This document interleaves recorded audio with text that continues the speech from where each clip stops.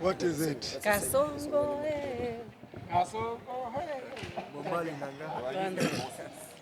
Yes, my name is Odhiambo Jiro. We are here with the fellow comrades that were brutally attacked, abducted, harassed by the police for only exercising our constitutional right. But we have got one clear message to both the police and the president, is that you are just hardening us. And what you are telling us is to put more effort to demand for the release of all abducted Kenyans and to organize in various forms and units to demand political accountability. And what is happening now is that there is a clear indication that the police service has been ethnicized and politicized. And so what we are appealing to all Kenyans, that let us all unite and save this country from the hands of a criminal who is trying to do all it takes to silence the voices of the masses. Yes. And lastly, I want to thank the media. Without you, they could have killed us. Yes. Without you, they could have maimed us. Yes. So long live the media, and let us unite with all Kenyans of goodwill, with all patriotic citizens, and with all people that are thinking beyond the tribal blocks, so that together we can liberate this country from the hands of a liar, a man does not keep his promises, a man who fears his own people, and a man that wants to solve problems through violence. Long live the people, long live. Long live. Forward with the struggle, forward. Forward. Down with tyranny, down. Down. Down with police excesses, down. Down. Down with the abductions, down. Down. And down with state violence, down. Down. KASONGO. Members of the press, first of all, I want to express my very sincere and utmost appreciation for the role you played in documenting the sit-in, the picketing, whereby we had no other message other than to demand that our comrades, the young men who have been kidnapped, who have been abducted, are released unconditionally.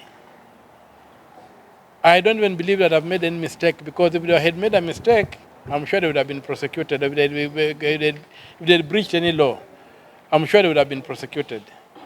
They're not being prosecuted, and are being held outside the judicial system because those aggrieved by the truth they are unearthing are keen to intimidate them, and if nothing is done, to disappear them, or to do something to them that they will never be the same again. We live in an age whereby you can be damaged in so many ways. Already one guy is losing his career. He was supposed to be at the Tel Aviv University today, from Friday. He has not traveled and is being harassed. So what we are simply saying is that we want an end to abductions. And that end begins with the unconditional release of all abducted individuals. We don't buy the crap from the police, that's the Inspector General of Police and the DCI, and even by their silence, the NIS, that they don't know what is happening. They know.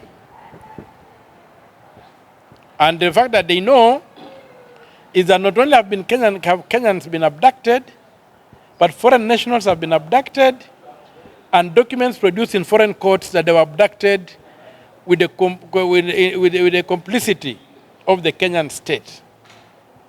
Or rather, maybe not the Kenyan state, but the Ruto regime. So, we have seen Dr. Kizza Besigye and other Ugandan nationals taken from Kisumu, taken from Nairobi by Ugandan security forces, and the documents produced in Ugandan courts showing that these people were picked with the collusion of the Kenyan state or the Ruto regime.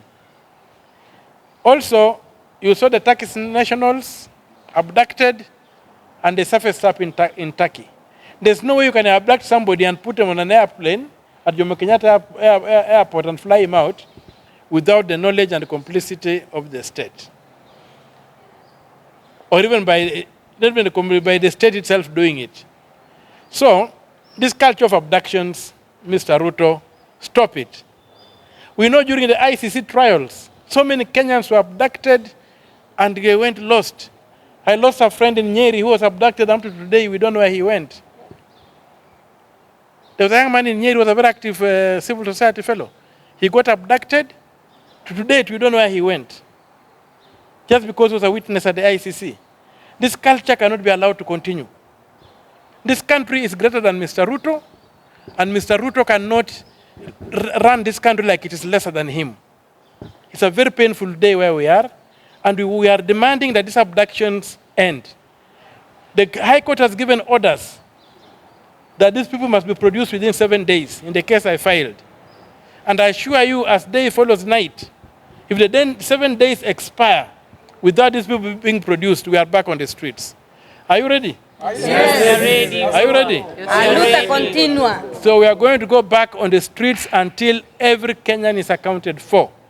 We cannot have young people moving around with fear. Right now, I've got about 20 guys who are hiding. They've told me they're going to hiding because they fear they're being tracked. We cannot have that. And as that is happening, this same regime is stealing and looting from Kenyans. Billions of shillings are being stolen. That's why the economy is empty. So we cannot continue this way. And this invitation to anarchy will be resisted and rejected. And I can assure you, as day follows night, we are going to defeat Mr. Ruto. Mr. Ruto's agenda is retrogressive. Mr. Ruto's agenda is to destroy this country. Mr. Ruto's agenda is to ensure that Kenya goes back to the dark days. And we are not allowing it. Fortunately for us, we have got a constitution that prescribes in detail how this country is to be governed. And we are going to make sure that that constitution is what will run this country. That will be the software that will run the hardware called Kenya. It's the constitution of Kenya. And we are not negotiating on that. We even reject attempts to amend the same constitution to create jobs for some dinosaurs. It is going to happen.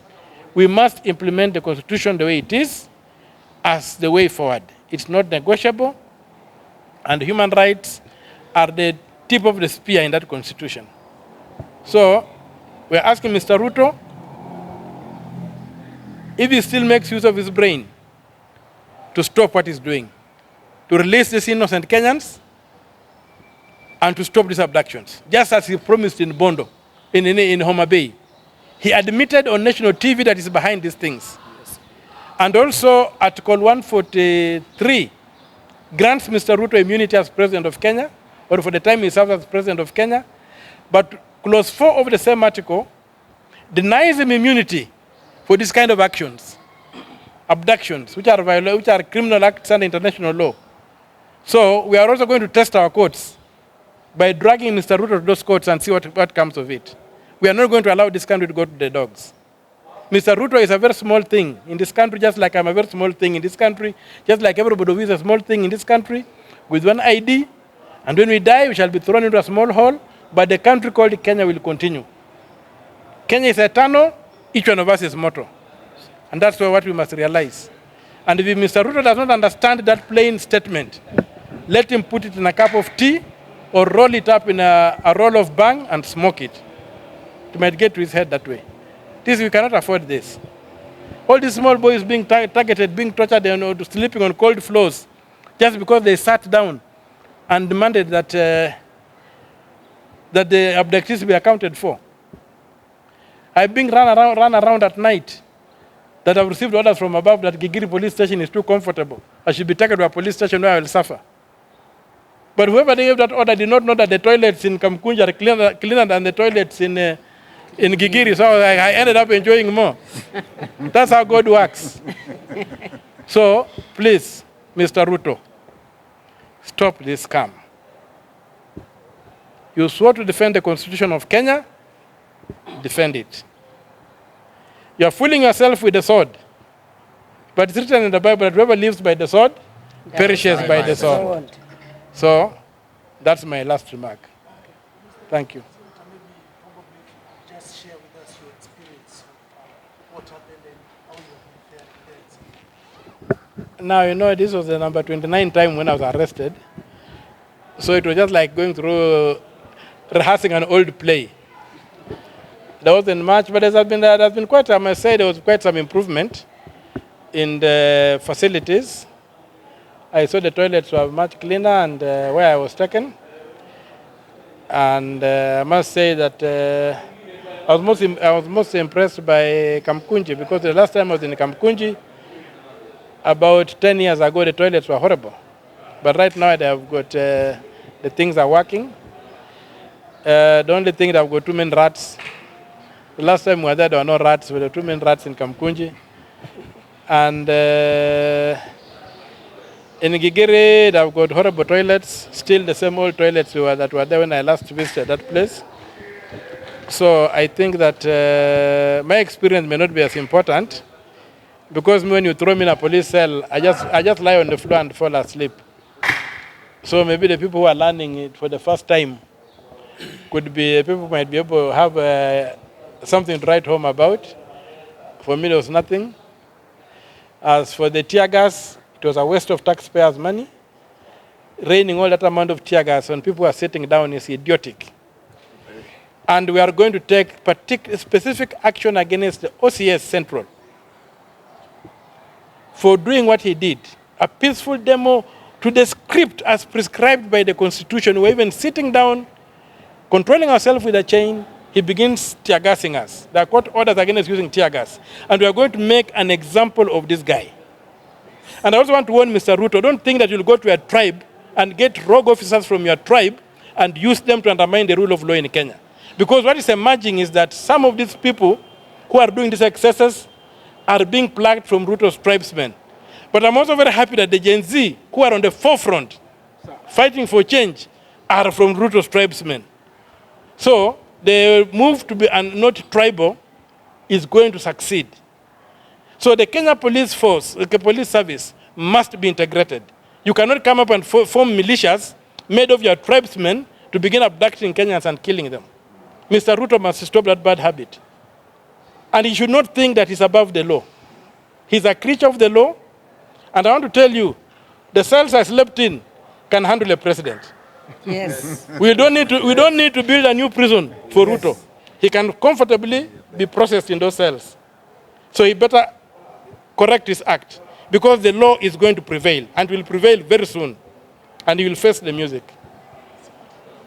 Thank you. Right, as you finish, just on a high note, have you probably heard the song that has been going around about KASONGO? If you go probably a verse, you can throw it. Part of the movement as well. I've got musicians here who can do, but they may be tired. Yeah, we are like, Kasongo. come in.